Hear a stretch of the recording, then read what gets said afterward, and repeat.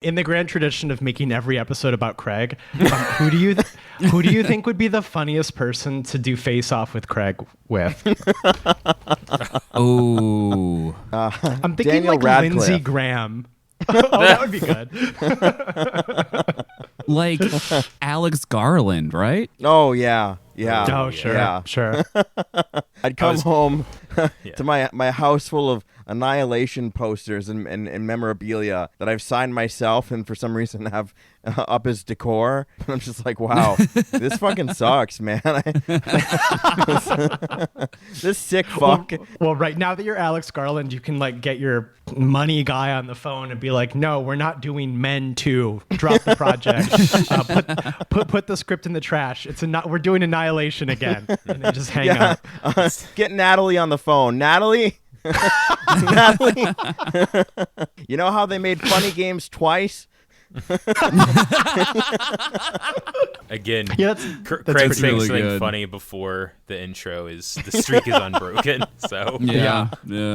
It's good that one of us is funny. I think it's what keeps the show going. Yeah, someone's gotta be. I re-listened to the Daily Mile High Club episode today. That episode is just a riot.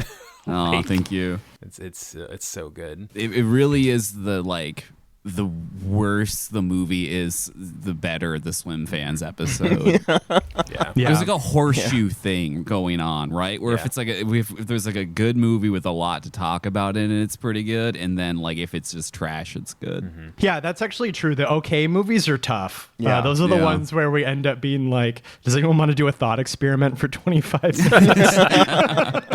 That's when we're Googling like icebreakers just to fill out the runtime. We get bored and start doing the Stanford prison experiment to each other. right.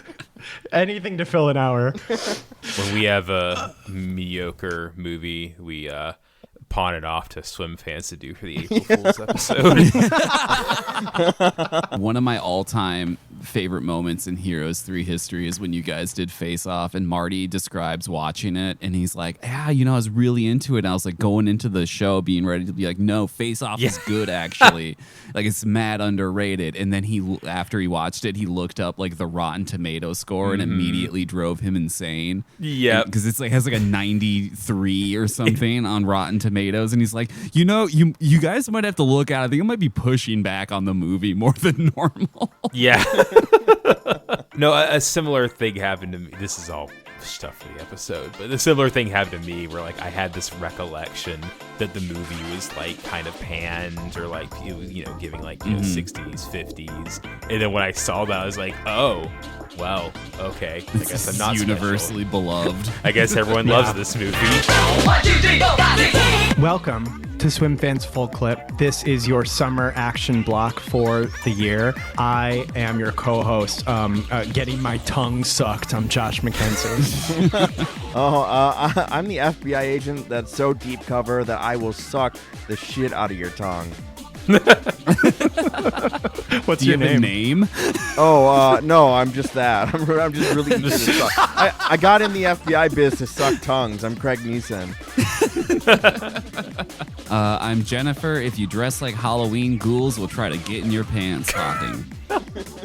And I'm Matthew Tucciarone, and no daughter of mine would shoot that wide. Yes, this week on the pod, we have Heroes 3 All-Star Matthew Tucciarone. Welcome back to the show. Yeah, thanks for having me again. This week on the pod, we are talking 1997 John Woo joint Face Off, starring Nicolas Cage and John Travolta. Just do it.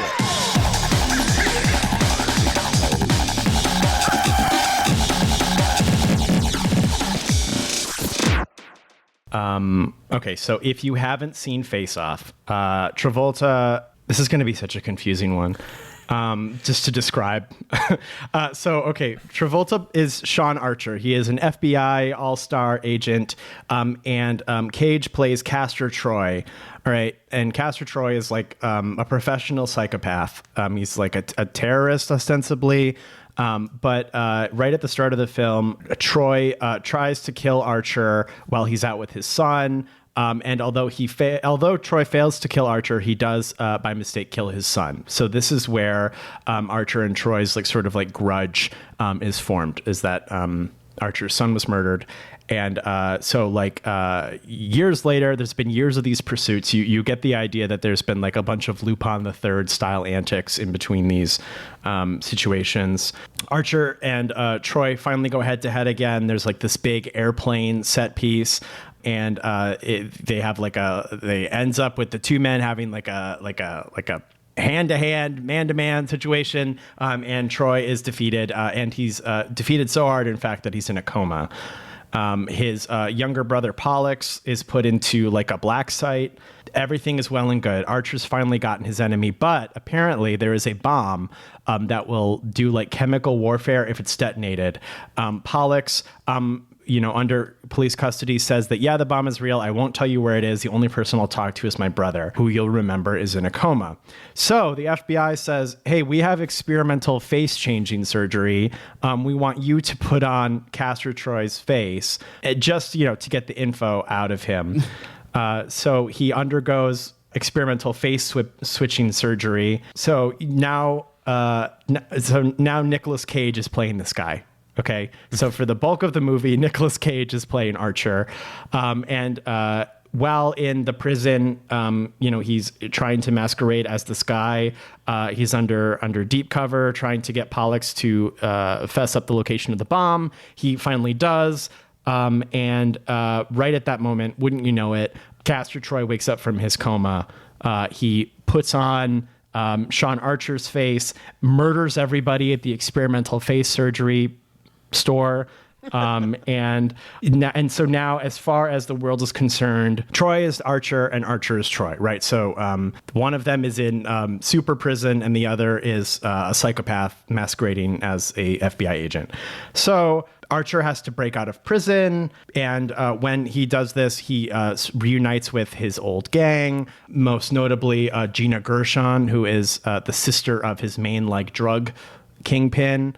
He learns pretty quickly on that that Castor Troy and Gina Gershon's character have a son who looks suspiciously like Archer's dead child.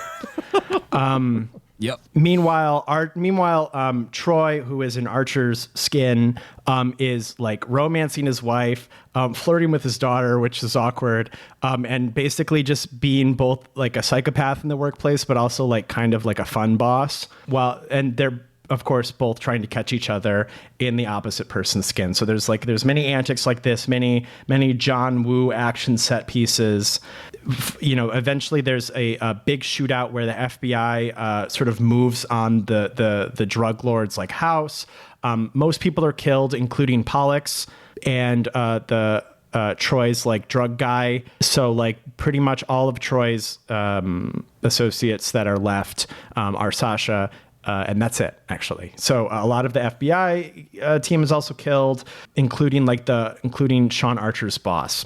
All right, so there's moments where each of the men who are in the other skin are trying to convince people that they are the person that they're not. So there's that all in there. It all ends with Archer's wife, Eve, being like, okay, I think my husband has been body snatched, and that this other guy who says he's my husband actually is him. And things sort of come to a head at the funeral for the FBI director because, all of the FBI has to show out. And while they're there, Archer as Troy makes his move. There's a 5-way standoff where Gina Gershon has a gun. Okay, Archer has a gun. Troy has a gun. The other guys have guns. There's a bunch of there's a shootout, and importantly in this scene, Sasha is killed. So now the little boy is effectively orphaned. So they continue fighting. Jamie, who is Archer's daughter, has a chance to take Troy out, but of course she doesn't know that her father's been body snatched, so she shoots. Shoots the wrong guy. They get away. There's an extended boat chase sequence with all sorts of explosions. It's super awesome. And finally, while wearing Troy's skin, Archer is able to finally kill Castor Troy. In the last bit of the movie here. There is actually a backup experimental face surgery team apparently that's able to put his face back on, and now he's able to like be a husband to his husband and father to his family, and they have adopted the little boy, sort of repairing their family unit. What did we think about Face Off? I mean, I brought this. I love this movie. I think this movie is it's so much fun. I really like John Woo a lot. And this movie kind of feels like a greatest hits of John Woo in a lot of ways. It has all of the kind of staples that, like the famous staples everyone knows, like the, diving with two guns, screaming with doves flying, that kind of stuff. But also there's like boat chases happen in a couple of his movies. Obviously, lots of really big action set pieces, a lot of like very melodramatic, kind of like silly almost with the level of seriousness, and then combine that with Nick Cage and John Travolta acting like insane people, and it's just so much fun. One of you go. I just talked a whole bunch. Okay, all right, fine. I love it's Face like Off. it's our first time doing this. I don't know. Okay, I love Face Off. I think this movie is fun as shit. It's like an action body swap movie, and in which it is so elevated by John Woo's like artistic preoccupation to make everything in frame explode. Like there's like shootouts in this where like you'll see like a countertop, and then like everything on the countertop just starts flying through the air slowly. Like all just like the regular ass things you would see on a countertop just become like debris, and everything's just airborne. Nothing's bolted to the floor or anything. Like everything's just whipping around, and then there'll just be like a shower of sparks behind whoever, and then like I don't know, every frame is so full of motion at all times, and everything feels like gigantic, and that like extends to like all of these like amazing action set pieces, like the airplane chase at the beginning, the boat chase you were talking about. Like I love the fucking like techno hell magnet prison that Archer gets sent to. It's so, and then you get to watch that thing, everything in there explode too. Like there's nothing in there, but like everything is still exploding anyway. It's just such like a great spectacle of a movie, and much like True Lies, it looks expensive as shit. Yeah. Like it just looks like they're just destroying boats. It looks like they have like 5 cameras rolling on every boat jump or whatever, but it looks like this shit's just blowing up. I love it. It's like it's like a big trope blender in like, because I feel like there is some sort of this like snake eating its own tail kind of thing going on with like John Woo in particular, because I think like he was probably influenced by a lot of American action movies, and then like now it's like looping back around for like he's doing his own stuff in America now, so it has like this like kind of like technical polish that like I think a lot of his early movies kind of are a bit rougher around the edges, and like I think like that it's really fun to see that stuff like elevated to like ridiculous budget blockbuster movie. I love the body swap stuff so much. It's like Freaky Friday if Lindsay Lohan and Jamie Lee Curtis were trying to kill each other. Like they invade each other's lives, and like at a certain point they just sort of like understand each other better. Like it still hits all those beats as well. There's sort of a perverse edge to it when it comes to like the fatherhood stuff on with Castor Troy in Archer's daughter, and none of it really matters. But it's like fun to see Castor get like domesticated for a little bit, and then like Archer gets like into the underworld stuff. He does drugs, you know. That's amazing. Yeah. There's a lot of fun to be had here.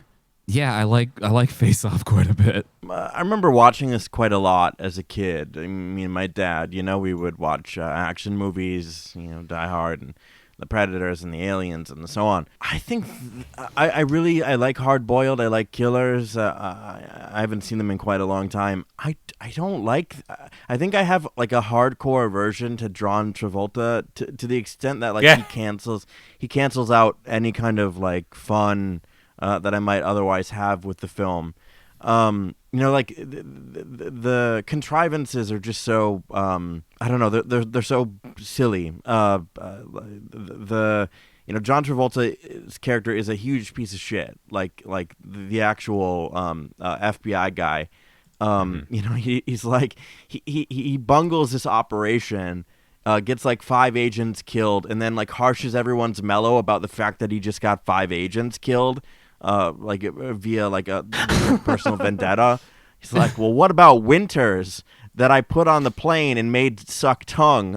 Like, I just, it's just there's something about this movie that I find like really grating, really like abrasive. I don't like the techno prison, like the kind of just all the aesthetics on display here. I don't find good. I mean, it's like. It feels like John Woo like quoting himself and then quoting other things again in that like Ouroboros way, and I don't know that I like it. I don't know that like all of its recombinant things. I don't know. I think it gets funny when you think about the idea of like the kind of cuckoldry of it. It's funny when you kind of think about the but Papa's got a brand new bag shit when he's like smoking his daughter's cigarettes and like being like like I could eat a peach for hours, daughter. There's just and they keep fucking saying that line in every possible context. So, and then I guess here's the thing about that line, and I guess about this movie is that it reminds me of like a very particular era, because there was if we recall, YTMND.com. The YTMND that I recall the most is just like a picture of Nicolas Cage repeated 5 billion times, and the loop of I could eat a peach for hours, and it's just like there's something so I don't know the Hollywood about it, and Hollywood in that way that I feel like has stripped like Woo's like really powerful like aesthetic vision. And like I'm of the understanding that he had a lot of like sway and was like calling a lot of shots here, and he insisted on that particular actress to play the wife. He paid for a scene out of his own pocket because he wanted it so much.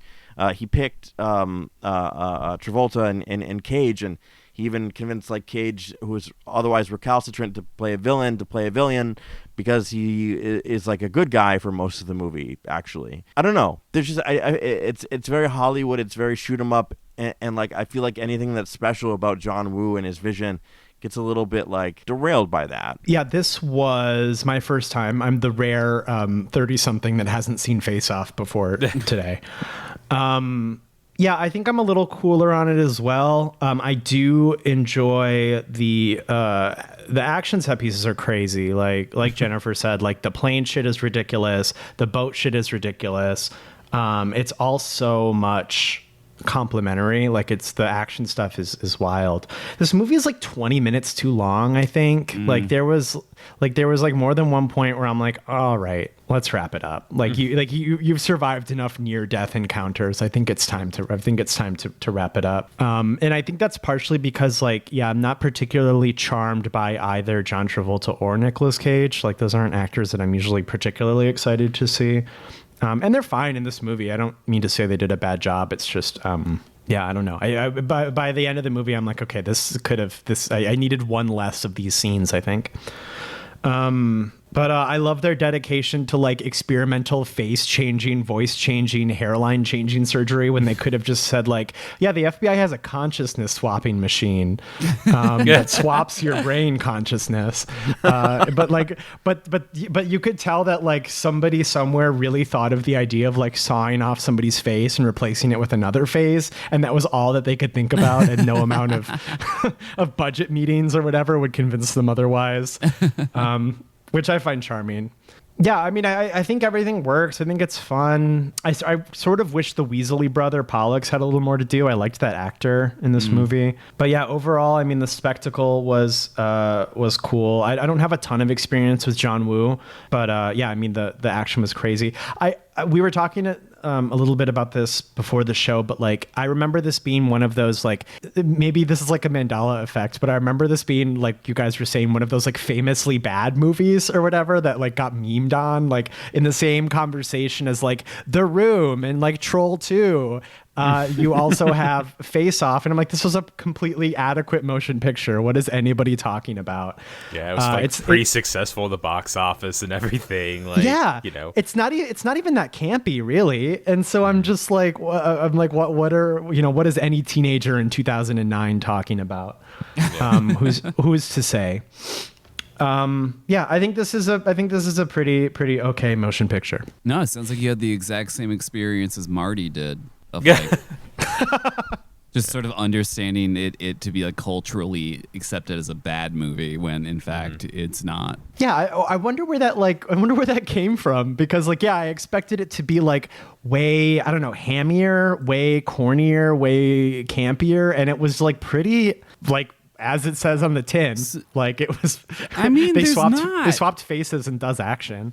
There's not like weird idiosyncrasies about it. Like they're always like that. The whole family just touches each other's faces all the time, but like not like, you know, a hand on the side or whatever. It's put like your fingertips on their forehead and then run them down to their chin. Lightly brush the face. Yeah. After the movie, Matt tried to do that to me, and I'm like, it doesn't work for me. I wear glasses. Yeah, you've ruined my glasses.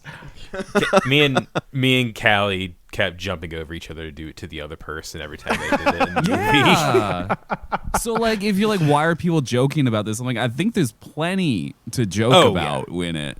But like in my memory, it's always in the conversation with like those absolutely dreadful movies that you question how they were made, and it's just not that bad, you know. Like it's quite competently made. In fact, I will say I do think Nick Cage is a lot better in it than John Travolta is, but I think that's also because I think Nick Cage is like.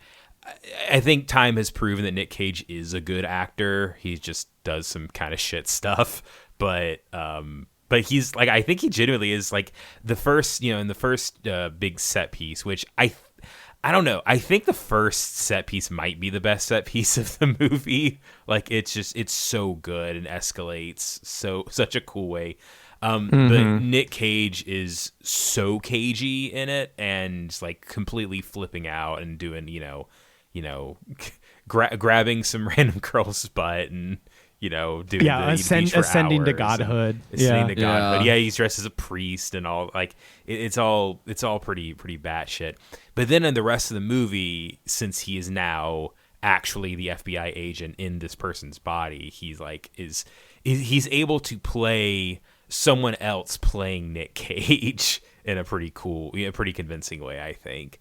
Like whenever you can tell he's like trying to cage out, but like can't quite get there. So I think I'm on the opposite side of this argument. I think my takeaway was more like whoever's playing Castor Troy is doing better than whoever's playing Archer, because Castor Troy is a much more interesting character. Yeah. Or is I don't know. My eye is drawn to him over like the stern FBI agent. And so like when John Travolta is playing Castor Troy in like the techno magnet prison, Cage playing Archer, he's sort of acting like he's getting cucked. He's like, oh man, oh no, I'm stuck in hell prison or whatever. Oh, I'm so owned, and it's like he's playing it like too stupid. And like that scene is I don't know. That scene is Travolta's, right? It's just I don't know. Does this make sense to anyone else? Yeah, completely. Yeah. Because like the FBI, like. If you were to kind of like string theory this movie out into a different ending, it like what would have been enjoyable is if like Cage got stuck in the techno prison forever, and then we got to see John Travolta doing like fucking false flags for the government. You know, I mean, but it's really interesting, right? Like he suddenly when he assumes this position, he's goofy. He's nutty with it, and he's like, you know what? I'm gonna defuse my own bomb and be a hero. And like, you know, there would have been like no functional difference between like the Travolta character and like a normal like government spook. You know, like except like Travolta, like, you know, again, like his wife would be getting laid. His daughter would be you know, Also met at her laid. level. Yeah, like she'd be able to talk to her dad. She'd smoke cigs, and you know, he'd give her a knife, and they'd be cool. And it's like, yeah, like whoever has to be Archer sucks, because Archer is just like, you know, a kind of like vague grievance. You know, it's like, I mean, we get this like highly desaturated scene in the beginning that's so like cartoonish. You know, Nicolas Cage like a fox. You know, fucking Dora the Explorer, swiper no swiping shit. It's like, you know, he's sipping on a fucking, you know, a soda from Dairy Queen, and he's you know, sniping a child on a carousel, and like Archer doesn't really get to be anything, right? Where Castor Troy gets to be everything. You know, he gets to be expressive. He gets to be eccentric. He gets to do fun dance, like he's, you know, like the I mean, when Travolta is doing like the bodily acting of like the Castor Troy, it works. I totally agree. Whoever at that moment is being infected with the malevolent spirit of Castor Troy is like animated. Yeah, exactly. It's like The Mask, and like the Archer character is just like, I got to get my wife and kid back, and that's not fun. That's not fun. Yes, that's not as much fun. Yeah, there's an imbalance, and I think like I don't particularly. I'm not rooting for like his wife to be back in a marriage where she's not getting piped. Yeah, you know. Yeah, I wouldn't wish that on any wife. Yeah. No. I was kind of thinking in that, like the very, very last scene, whenever, you know, it's John Travolta he's in the right body again, walking in. I was kind of thinking the wife was probably thinking, man, I really hope he's not super boring again. I mean, the joke that I had in my mind where he's like, wait, Doc, one last thing, put my scar back, and also I need to be able to fuck better. You know, because like, you know, I mean, when he walks back in at the end there, I mean, the door is like glowing from the outside. You know, it's like this, like he's re-entered from heaven, and he's much like one would surprise a child with a puppy. He surprises his family with a stray child, and it's like it's so you know, like suddenly any kind of like grievance with the friction between the daughter and the father, like it doesn't really get resolved. Any kind of like friction with like the wife in their relationship, and how he's like hell bent on, you know, he's spent however many years not piping and doing the worst ops possible to get his nemesis. Like it's not. Like the ending is just, it's saccharine and it's weird, and it doesn't actually resolve like what a prick, like what a like flat, like lifeless prick the Archer character is, you know? He's just a spook. Well, and I was thinking about the wife looking at this now, this child they now have to raise, and thinking, man, we were going to be empty nesters in like 2 years, 3 years. Well, there goes we my have a nice fucking house in retirement. LA. You could retire. I'm a doctor and make $1 bajillion. Like, can you imagine you're a woman, okay, racked with grief over the untimely death of your child son. And then your husband, who can't pipe, got body swapped, and now can no longer pipe again, brings home a strange boy that you've never seen before, and you're like, he lives here now. Let him fill the sun-shaped hole in your heart. It's great. He finds a new kid. It's like problem solved. But like it's genuinely the movie not being like, oh, my dead child is irreplaceable. Like, no, he's completely replaceable. 100%. I found another one. He's even kind of the age that the kid was when he died. Yeah. We'll just pick this ball up again. We can just pick it right back up. A little 6-year pause. Yeah. It's crazy because it's not like there's no sentimental attachment to the kid other than as a plot device to motivate Travolta. Yeah, he's a so grief when- MacGuffin. Yeah. So just when there's a new kid, it's like, okay, problem solved. Like, it's crazy, right? Yeah. It's like, yeah, you can. Can we recoup our money from that burial plot in the cemetery? Because Yeah. just throw that Dig 'em fucking right kid up. out. Yeah. Like, You wasted how much throw on that a kid's corpse headstone? right out the window. Just We're say, no longer "You're- visiting our son's grave. We have a Yeah, new son now. Exactly. Why would they? What's your name, kid? All right, well, it's Mikey now. That was the other kid's name. So There's even the, like, he tells us, like, yeah, go show him to his room. Like, oh, your dead child's room? the room that we have not touched in 6 years because I am very, very bad off. When I was a little kid, I used to spend part of the summer at my great grandmother's like cow farm, and my great uncle would be the one doing the cow stuff. And anytime he had a cow that he knew wasn't going to last, or like it was going to be, used for food or be sold to another farmer, he would just name the cow Hamburger. So after a while, there would be several cows simultaneously existing on the farm named Hamburger. This is what getting the new boy at the end of Face Off is like. It's me naming animals in Stardew Valley.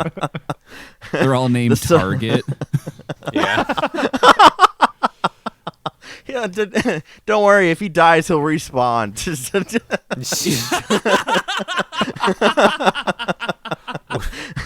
There's only a 6-year cooldown between respawns. Yeah, the match was over, so the kid was allowed to respawn. Okay. Yeah. So no, Castor Troy spawn camping my son.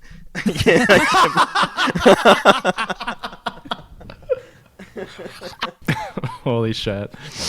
Do you guys, because you talked about this in Heroes 3, do you guys know anything about like how they made all those boats explode? Is there any? Do you guys know how they did that? I didn't. I didn't refresh myself on that, unfortunately. But I'm pretty sure that a lot of that really was like that. Those really were boats. Like those, I don't think they did a lot of model work. Like a lot of it really was boats that they really did launch off of other boats and slam and explode and all that stuff. Because it had a good, like, what was like $80 million budget. Like it had a decent budget, especially for a 90s action movie. You see people like on the boats as they're going through the stunts and everything. So there's like you can see like whoever is supposed to be like Nicolas Cage like hanging off the side of it or whatever, and then he does that kind of like water skiing thing. Like it all looks like there are people moving around next to the stunt work of the boats flying. If that is a model, it's very good work. There was an article. They shot it at some bay, and like I think all of it is practical. I think Wu insisted on it. I mean, I think for what I think is ultimately like bungled in terms of like character or whatever. I mean, the again, like the practical effects of things exploding and shit. Like it's great. I mean, the only film that I can even think of offhand that does like boat stuff very well is that sequence in like Raiders of the Lost Ark, where like Harrison Ford is like battling a Nazi that's like, it's a guy with a little fez hat. It's two guys with a fez hat in a boat in Venice or whatever. Many such cases. Many such cases. Don't go to Venice. There's a travel advisory. I think that's where like Wu sings. Like I completely agree that like the smashing and the crashing and the blowing up is fantastic. And my understanding from the little article I read is that it's largely practical. Like there's a photograph of like a boat with a camera rig on it and shit, and it had like one of those like air propellers. I do love that, like, since this movie is 1997, it's all practical stuff. There are a lot of like, there's a lot of stuff where you can like see the making of the movie in it. Like there's one scene where like some guy gets blown away with like a shotgun blast or something, and you can see the wire that's like yanking him. a lot of the Oh, I didn't notice that. for some reason Yeah. the double for Nicolas Cage for some reason still has long hair, even though Nicolas Cage's character does not. So every time they're doubled for it, you can see his hair like blowing in the breeze, even though his hair is like super short, which I just thought was funny. But all that's just, I don't know, it just adds to the charm of this movie, because like there's still that, you know, because I love The Killer. It's one of my favorite, and A Better Tomorrow is amazing also, but The Killer is probably my favorite John Woo movie. And it's so like seeing that there's still kind of like the scrappy spirit in John Woo, even though he has $80 million to work with. I love Better Tomorrow has a boat chase as well. At the it. end. Does, yeah, It's a great boat chase. Not quite as insane as this. No, but yes, no, it also has, but it does also have a boat chase. Yeah, that's one of my favorite dumb things is that they made a sequel to A Better Tomorrow, and it stars Chow Yun-fat playing the character from A Better Tomorrow 1's twin brother, because he dies at the end of that movie. I never saw Love the that. sequel, but I did know there was one, and I remember being like, how? Yep. Nope. It's just his twin brother. It's exactly the same as him. Hell yeah. And actually, that's if you've seen the GIF of Chow Yun-fat like leaning over and giving a thumbs up. That's from A Better Tomorrow too. A lot of great lines in the movie that I was a big fan of. My favorite is whenever John Travolta is saying is like tormenting as Castor Troy is tormenting Archer as in his own body. And he says that he has a lonely wife to fuck. Sorry, make love to. I really appreciated like the ultra. Oh, by the way, Erewhon is a grocery store in Los Angeles. In case anybody was wondering, that was really distracting. Took me all the way out of the movie. Yep. Anyway, that's not their fault. Yeah, that's the future. That was the future. Erewhon's is going to be a prison to send poor people to. Yeah, it already kind of is. You can get your Hailey Bieber like $26 kombucha, and then they also seal you into the catacombs at the bottom of the Erewhon on Beverly Boulevard. Is the kombucha good at least? It's not a kombucha. It's like a shake, and I know this because I had one when I was in LA. It's pretty good, but like just it's not that good. It's not like not worth getting to $23 good or anything. It's not worth tell me getting your, this is- That your- place is evil, by the way. Yeah, the vibes are so bad. It's like as bad as the Black Site prison with magnetic boots. They're vibe equivalent. No, it's two sides of the same coin. It's food at like luxury prices for no reason, and then magnet techno hell prison is the other side of the thing, and that's just the future. The future is going to be made up of food too expensive to afford, and then techno hell prison. And there's in I don't know. We got to start redacting some stuff if you know what I mean. Yeah. How does everyone in the techno prison not have broken ankles? That was the first thing I thought seeing it is like if every single time there's a riot, everyone gets magnetized in place. How does everyone not immediately topple over and just break their legs in half? And Tom Jane as the emissary of the techno prison was very. Was that Tom Jane? Yeah. It looked not? a lot like I looked like him, but I don't. Isn't it it the is. guy from Zodiac? Wait, Tom Jane was there? No, Tom Jane. There was a guy. Is it Tom Jane? It really looks like him. But I was like, I remember thinking that guy looks like Tom Jane more than hey, there's Tom Jane. Yeah, he's been. Oh no, I'm wrong. It's him. Oh him. yeah, it It's is him. Yeah. All right, my mistake. Shout outs to Tom the Punisher Jane. I just got to get my kids back. Yeah. I don't know what really got me about the Erewhon prison was like it was very easy to overthrow them. It seems like they were just waiting to get overthrown by a bunch of guys with magnet boots. And I love how fast that the one dude is immediately on Castor Troy's side. Like, Yeah. he just had to say, "Hey, I didn't actually fuck your wife and daughter." And he's like, "Oh, hell yeah, I'll literally die for you, Castor Troy." See, that's the solidarity that we need. We have nothing That's to true. lose. That's what but we need. That's what we need to not have $26 kombucha shakes in prison. we have nothing to lose but our magnetic boots. Right. Can I It really. Oh, go Sorry. ahead. Oh, I was gonna say I kind of want a pair of the face-off techno prison boots. They kind of go hard. There's like, obviously the face swapping thing is goofy and sci-fi, but they kind of feel too sci-fi for the rest of this movie.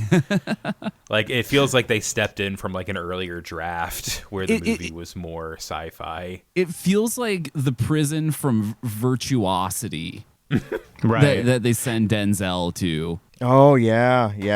Yeah, it is too sci-fi because you have this insanely like scarless face transformation that also modifies your voice, and then you have the sci-fi techno prison, and then besides that, it's just fully 1997. And so it.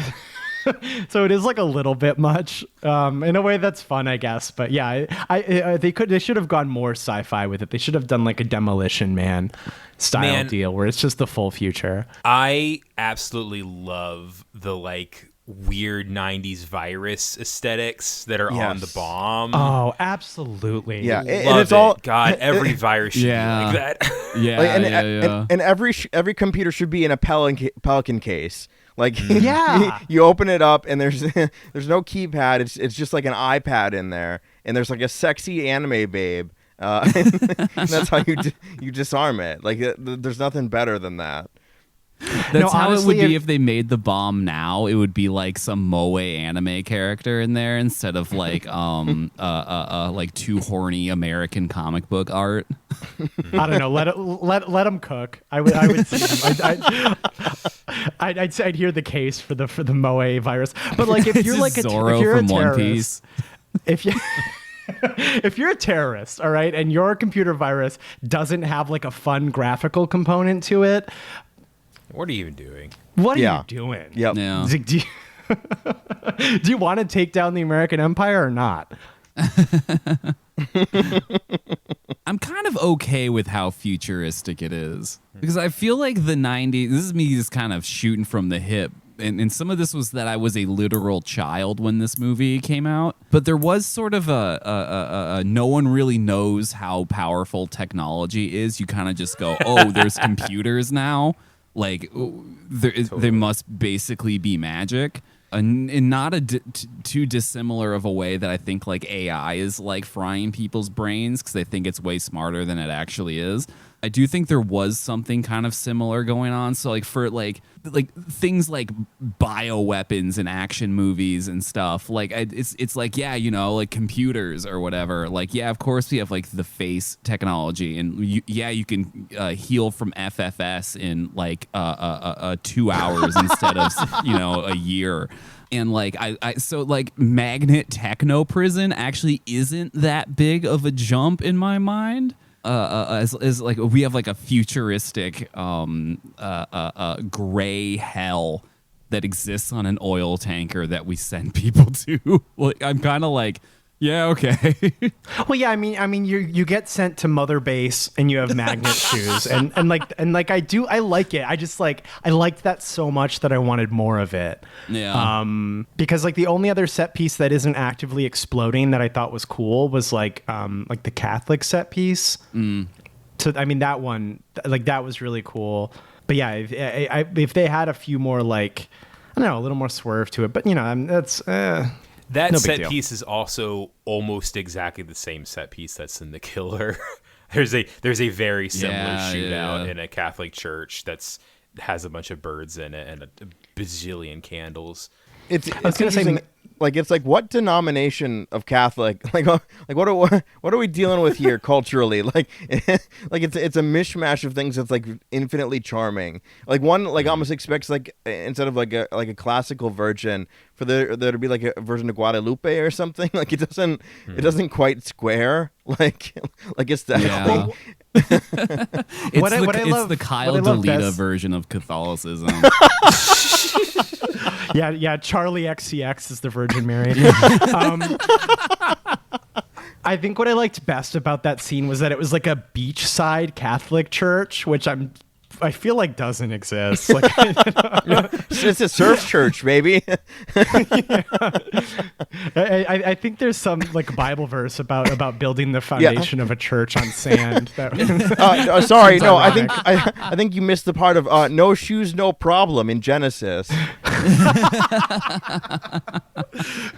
Yeah, we're a sex wax establishment here. Yeah, you get your board wax. You light a fucking candle to Trent, who just got eaten by a shark. Yeah, the Church of Billabong. Absolutely. Thank you for coming to confession. Please say 10 Hail Marys and give 6 Shaka bras.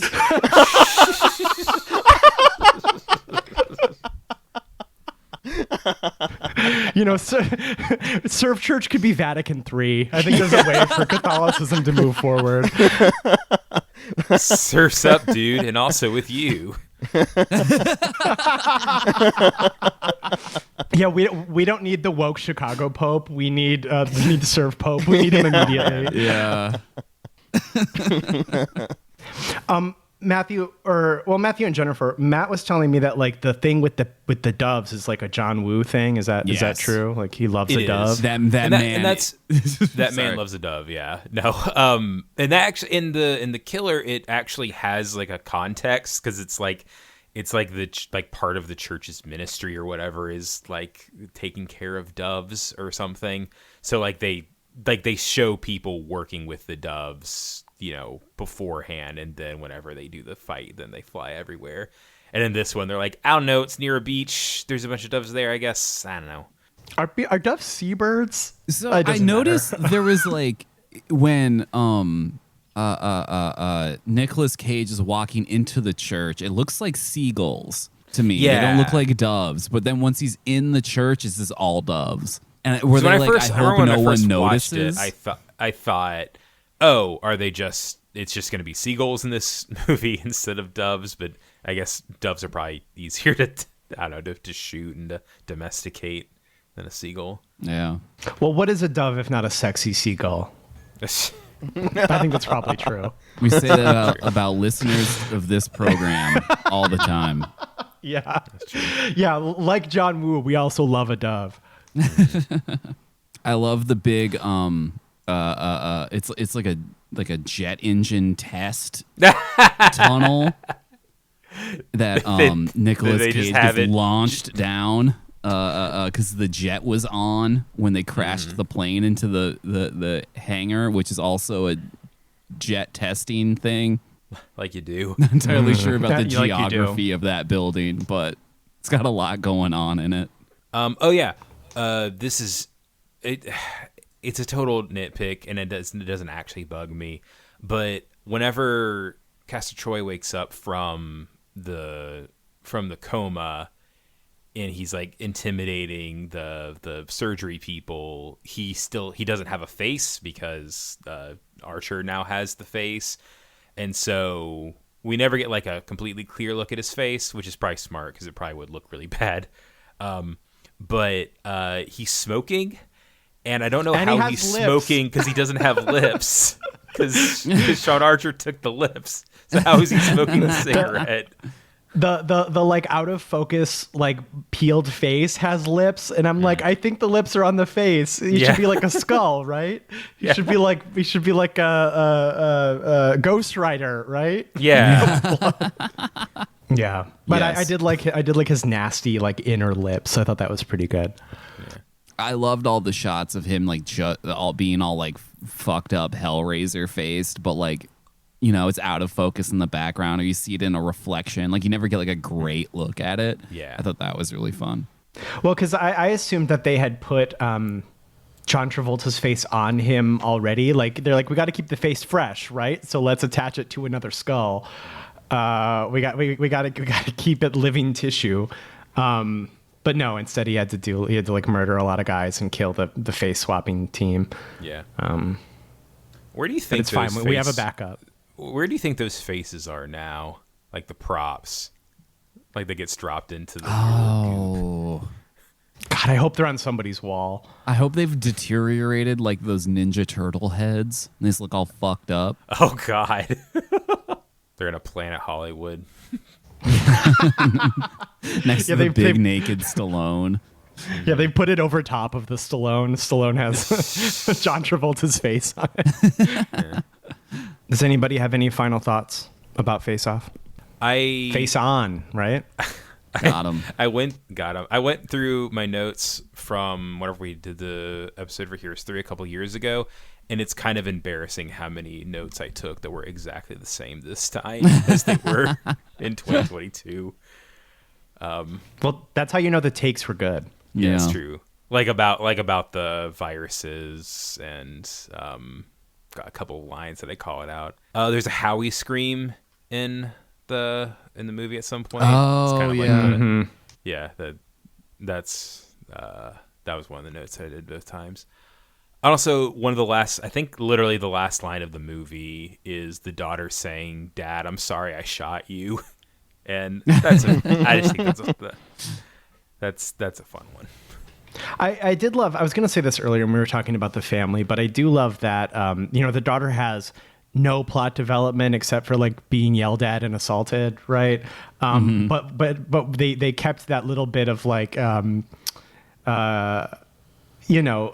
capitulating to your patriarchal family because she no longer has a nose ring and she's wearing like she's looking like a prep now at the end of the movie, and she's like, I'm no longer angsty or lashing out because my paternal figure is here. Yeah, she was completely de-assified. Truly. I do obviously it starts extremely creepy with Castor Troy and the daughter, but he kind of ends up being kind of like a cool stepdad by the end of it. Yeah. Where he's like gives her a knife and roughs up the dude that was assaulting her, and Danny Masterson. Yeah. So that's real life sexual assaulter Danny Masterson. What a fucking creep. I'm so glad he's in prison. Yeah. Oh my God. Yeah, fuck that guy. About the daughter, I do love how in like the 90s, every cool girl had like hair that had like 97 clips in it, mostly clipping nothing. I think it's such a good vibe. That should come back. Speaking of 90s stuff, Gina Gershon is insanely hot in this. Yep. Man. And in the most 1997 way you could be, with the lipstick and the hair and everything. Yeah, she's crazy hot in this. That's the full note. No, every scene she's in, she's like stealing it because like the face card is incredible. Yeah.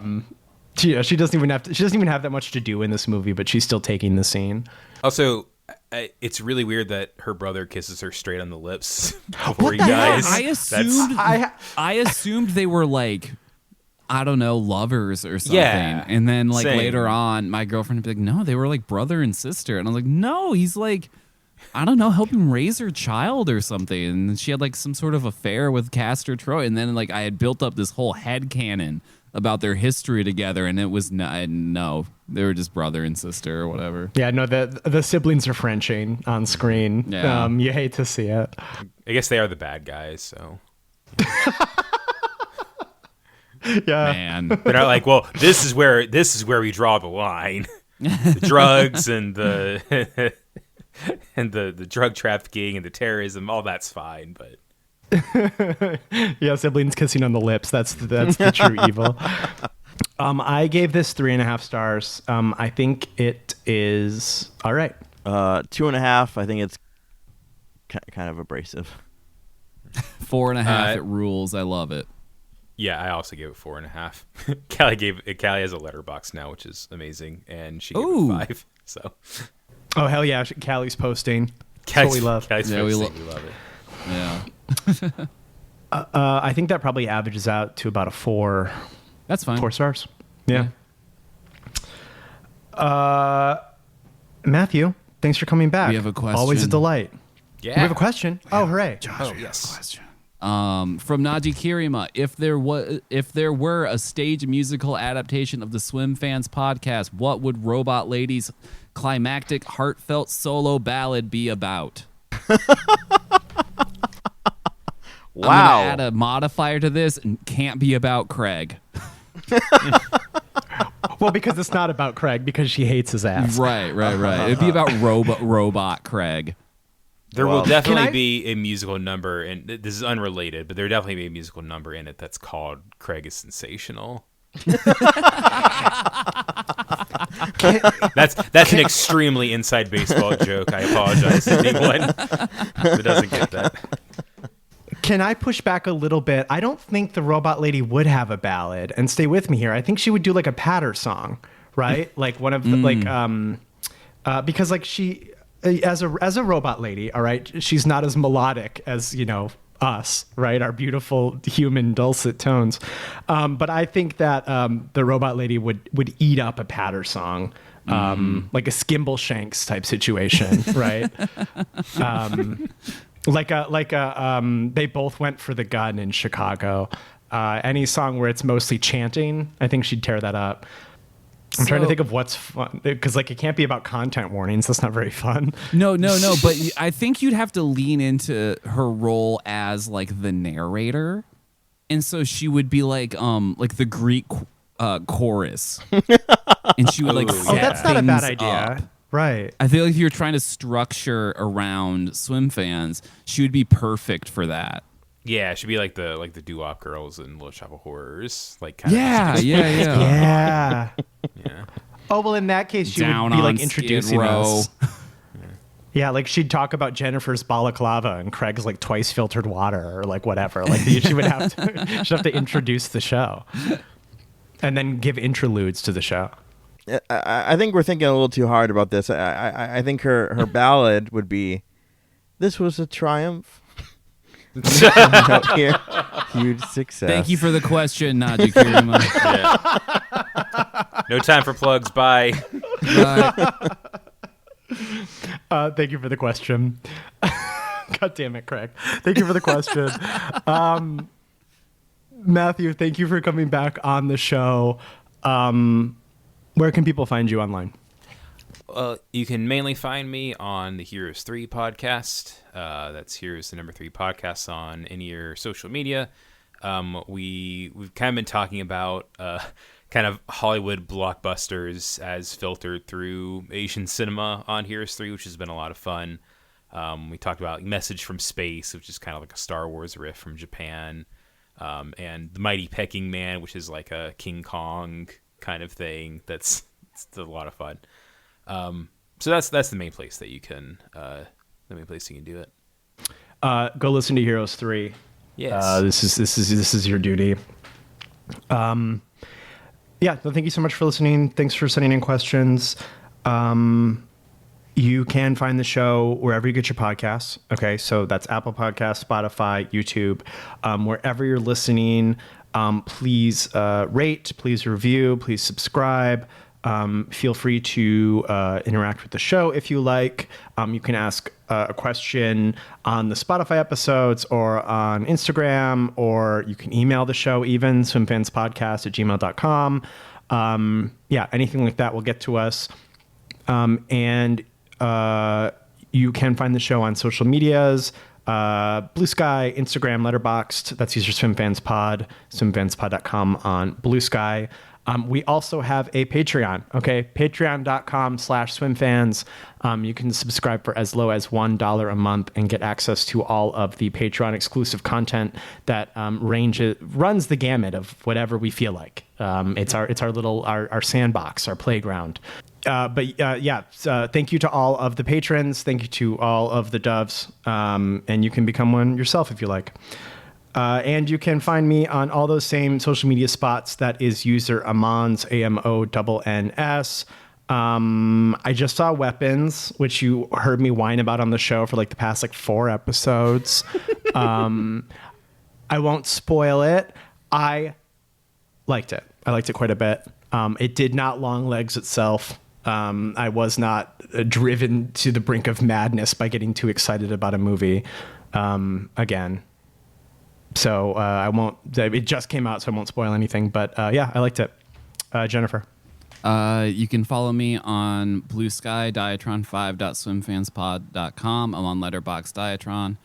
I watched I think it was like 2004 Thai horror movie Shudder, based on the recommendation of friend of the pod Sandy Shen.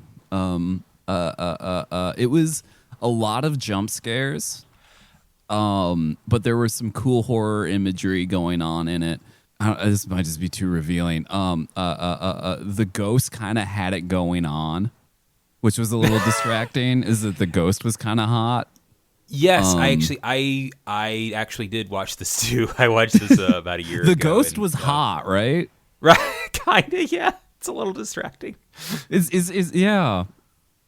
I don't know. No, you're hey, not girl. wrong. What's up? Craig. It was good, Craig. Suddenly ghosts are no longer cheating. Interesting. I Craig, did go not ahead. say that. I watched it with. I literally watched it with my girlfriend, and we talked about the is ghost cheating stuff because the ghost was so hot, and I was like, "That's cheating, right?" And she was like, "Yeah, of course it's cheating." You're still the only one here who thinks that. What? Because I think we I talked about it in the Virtual Girl episode with Matthew Tucciarone as well. Mm-hmm. It's cheating. It's the through line. I'm also of the cheating believe- variety. It was Josh that was the minority. Yeah. Jennifer was shaming me, not you. Craig. It's not all about you, Craig. No, Craig. I just wanna you're, make- I just- you're safe. You're I just want to good. make You're sure good. that I'm talking that to Josh. I just want to make sure the appropriate host is in the crosshairs. No, Craig. I said Craig, meaning to move the segment along. I got distracted by the hot ghost from Shudder. Okay, let the record show that I've never fucked a ghost. I sincerely apologize, Craig. I know you're on the side of God. You can fuck a ghost and you've not transgressed your contract. I say it now and forever. Craig, please tell me personally where I can find you online. we gotta luminol sweep Josh's place for fucking ectoplasm. You can find me at Craig Neeson on Instagram and Letterboxd, CraigNeeson.com. I saw Weapons, and I also had a really good fucking time in the theater. It did not long legs itself. It was probably the most refreshing and fresh horror movie I've seen in quite a while in the theaters. And I think there's like a hard limit to it or something that I can't really articulate quite yet because I literally saw it like 5 hours ago. But run, don't walk, frankly. You'll have fun. Fantastic. Yep, we are winding down full clip for the summer, but we have a few heaters left still in the tank, so stay tuned. And we'll see you same SwimFans time, same SwimFans place. Bye-bye. Bye. Bye.